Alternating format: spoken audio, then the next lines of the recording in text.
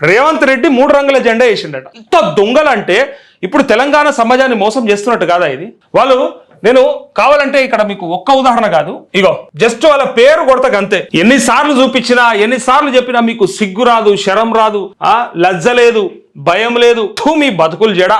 ఇక్కడ చూడండి, మొన్న కూడా చూపించిన నేను. ఈ ఇద్దరు కాంగ్రెస్ నాయకులే కదా, ఆయన మిగతా మంత్రి కదా రాష్ట్రంలో, దామోదర రాజనరసింహ. ఈయనైతే గతంలో ఎమ్మెల్యేనే కదా, జగ్గారెడ్డి ముఖ్యమంత్రే కదా. ఈయన కప్పిందట జాతీయ జెండా.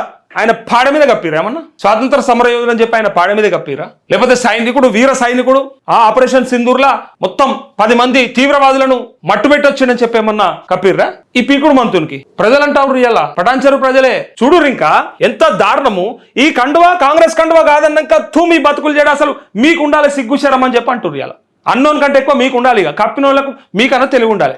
కనీసం చెప్పడం శరం లేకుండా ఎన్నడానికి కనీజత ఉండాలి. ఇక ఈ మాట కస్తే సిగ్గు లేకుండా పార్టీలో చేరి. ఇంకా ఒక్క ఉదాహరణ కాదు, మీరు ఎవరిదైనా తీసుకోండి, నేను ఎన్నోసార్లు చూపించిన. ఇప్పుడు చూడండి ఇంకా మీరు ఈ దొంగల సంగతి. ఇవి కాంగ్రెస్ కండువాలు కాబట్టి మీరు వేసుకున్న కండువాలు నిజంగా కాంగ్రెస్ కార్యకర్తల సిగ్గంతా వీకింది. మీరు మోసిన జెండాకి విలువ లేకుండా చేసేసారు. ఇది జాతీయ జెండానట, ఈయన కూడా జాతీయ జెండానే కప్పకుండా.